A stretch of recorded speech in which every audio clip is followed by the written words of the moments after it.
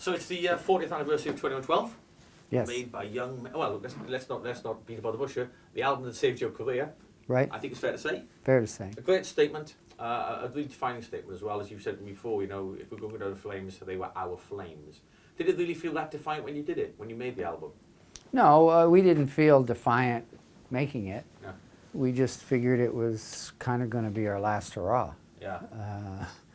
And we didn't really have any instinctive sense that it was would do any better than Crest of Steel had done before it. Yeah.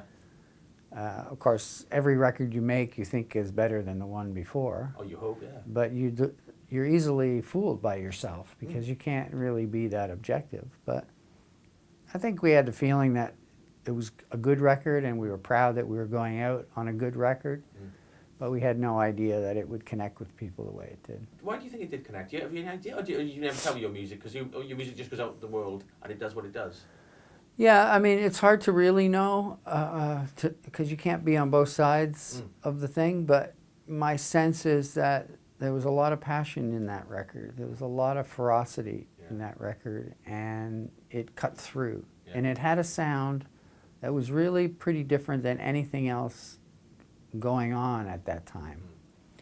And I think it just cut through, you know, it cut through the static of all the music that was out there, and it reached people. And I think especially to our kind of fans, they heard a sound that seemed like a new sound for them. I've had a lot of people, you know, some accomplished musicians come up to me, you know, many times since then and say, you know, that record really reached me. There was something about it that was so different about it. So it's quite visceral, wasn't it, as well? It's, yeah. And quite, and for in terms of rock music, it's quite intellectual, and there's a lot of thought there as well, a lot of the process. I mean, I know you wrote a lot about acoustic guitars, which now is mental and dazzling if you actually listen to it. Yeah. I mean, was that just a necessity that you would be on tour, so you would just like an acoustic guitars? Yeah, I mean, it was a handy thing. You didn't need an amp. You could do it in a Holiday Inn room. You could write in the back of the station wagon we were traveling around in, or the van, or whatever we were happened to be with. And as long as you strum an acoustic hard, it sounds heavy. Yeah. So if you write the part on it, you can imagine what it's going to sound like through electric guitars and amps. So it's not a big stretch really to write that way. Yeah. We wrote Snakes and Arrows that way too. But was it an easy album to write, or was it very difficult? Was it just another Rush album? It wasn't. It just kind of flowed. That record, my memory of that record is this one song flowed out of the other. The lyrics, we didn't really change. Neil had written these lyrics. They kind of worked. They inspired us to, you know, put the music together. Alex and I had some very definite ideas of the kind of music we wanted to write even before we saw the lyrics. And the thing just came together, just started to happen. Did it sell quickly? Did it start selling, or did it take ages to actually get going as an album, sales-wise? It took a while, but there was a buzz as soon as it came out. It didn't sell a lot immediately, but it was steady, and it kept building. And as we toured it, it kept building and building, and really over the next 3 years, it never really slowed down. Wow. Yeah. And also, and of course, it gave birth, as it were, to All World's a Stage, because it was the 2112 tour, wasn't it? Yeah. And you were saying earlier about the documentation of, you know, a tour and things, but did it feel it was absolutely the right time then to do a live album because the album itself had so much momentum? Is that what happened? Yes and no. The thing is that management and record company wanted us to exploit the success of 2112 and keep it going. And live albums were kind of the thing du jour. Yeah. Do you know what I mean? Like the Humble Pie live album had come out and it done really well, and you know, Kiss were doing a live album. All these people started dropping live albums, so they said, you guys have to do a live album as well. We hadn't really thought about it until that point.